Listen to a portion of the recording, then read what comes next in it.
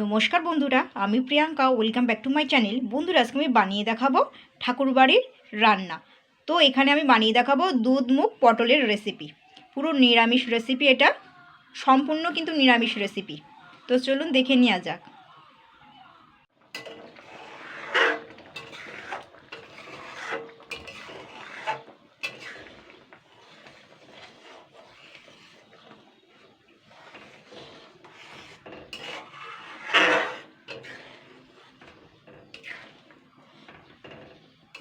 বন্ধুরা, যে রেসিপিটা করে দেখাবো সেটা কিন্তু ঠাকুরবাড়ির রান্না।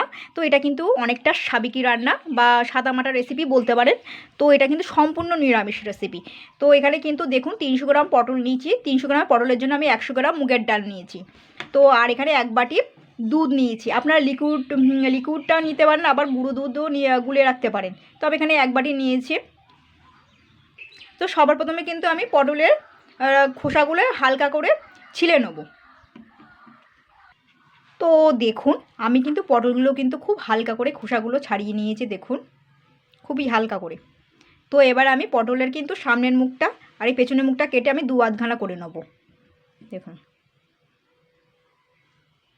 আপনারা পুরো পটলটা কিন্তু পুরো খোসাও ছাড়াতে পারেন।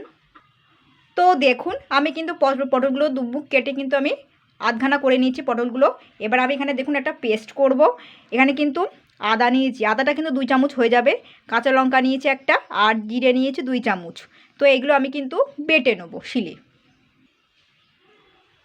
তো দেখুন, আমি কিন্তু একটা কড়াই বসিয়ে দিয়েছি, কড়াইটা কিন্তু গরম হয়ে গেছে। এবার আমি মুগের ডালটা দিয়ে দেবো। মুগের ডালটা দিয়ে কিন্তু আমি জাস্ট 2 থেকে 3 মিনিট হালকা নাড়াচাড়া করে নেবো। এটা ডালটাকে লাল লাল করে ভাজলে কিন্তু হবে না, জাস্ট 2 মিনিট মতো।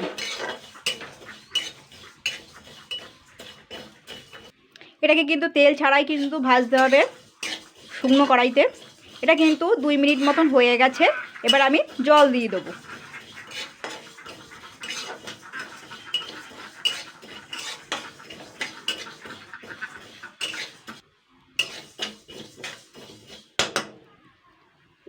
এটা কিন্তু আমি দেখুন 1 গ্লাস মতনই আমি কিন্তু জল দিচ্ছি।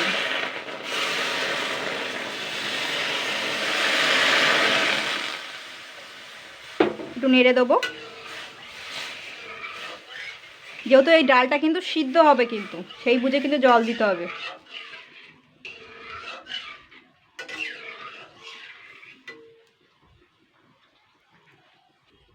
তো এবারে কিন্তু দেখুন ধুয়ে কেটে রাখা পটলগুলো আমি দিয়ে দেবো এর সঙ্গে।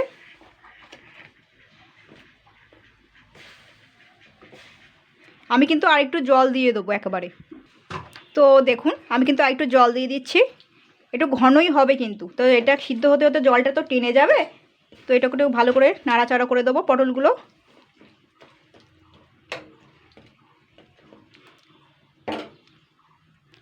এবার আমি এর মধ্যে একটুকুনি 1 চামচ নুন দিয়ে দেবো। নুন দিয়ে একটুকুনি নেড়ে দেবো।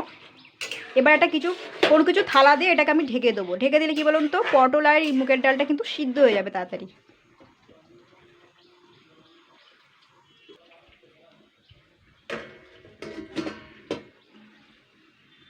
তো কিছুক্ষণ পরেই কিন্তু ফিরে আসছি। তো মধ্যখানে একবার কিন্তু একটু দেখে নিয়েছিলাম, সিদ্ধ হয়নি বলে ঢেকে দিয়েছিলাম আবার।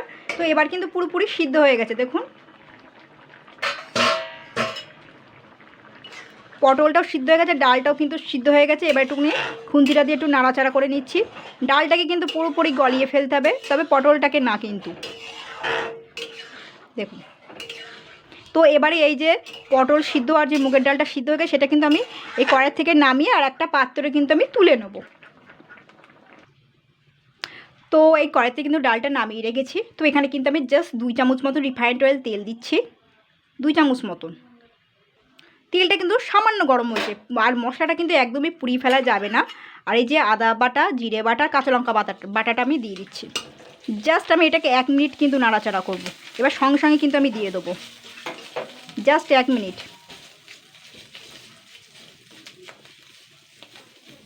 এবার 1 মিনিট মতো নাড়াচাড়া করে নিয়েছি। দেখুন, জাস্ট 1 মিনিট, কিন্তু 2 মিনিট হয়ে গেলে অনেকক্ষণ হয়ে যাবে। এবারে যেটা মুগের ডাল সেদ্ধ আর পটল সেদ্ধটা আমি দিয়ে দেবো এতে। এটা কিন্তু পুরোপুরি সাদামাটাই হবে।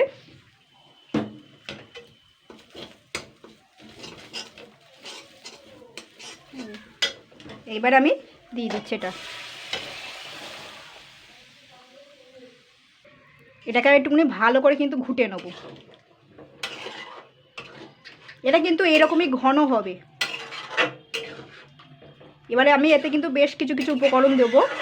দেখুন এটা কিন্তু ঠিক এরকমই ঘন হবে, জল জল হয়ে, এর থেকে বেশি জল দিলে কিন্তু জল হয়ে যাবে কিন্তু। তো এবার আমি এতে এই দুধটা দিয়ে দিচ্ছি 1 বাটি, ঘন জাল করে রাখা। আপনারা গুঁড়ো দুধও ব্যবহার করতে পারেন। এবার আমি এর মধ্যে একটুখানি গাওয়া ঘি দিয়ে দিচ্ছি।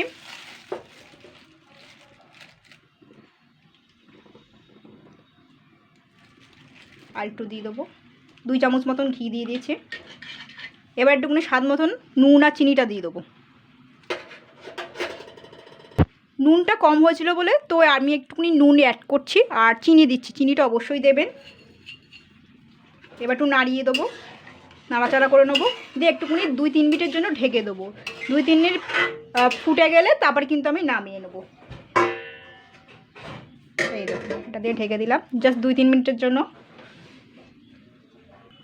তো 3 মিনিট হয়ে গেছে, এবার আমি কিন্তু গ্যাসটা বন্ধ করে দেবো।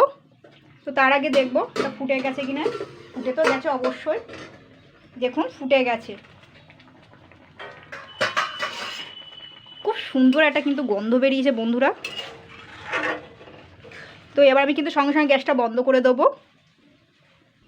তো বন্ধুরা এই ছিল ঠাকুরবাড়ির রেসিপি, দুধ মুগ পটলের রেসিপি। তো এইভাবে বানাবেন, এটা কিন্তু হেভি সুন্দর খেতে হয়েছে কিন্তু। এটা কিন্তু গরম ভাতের সঙ্গে খেতে পারবেন বা লুচি পরোটার সঙ্গেও কিন্তু খেতে পারবেন কিন্তু।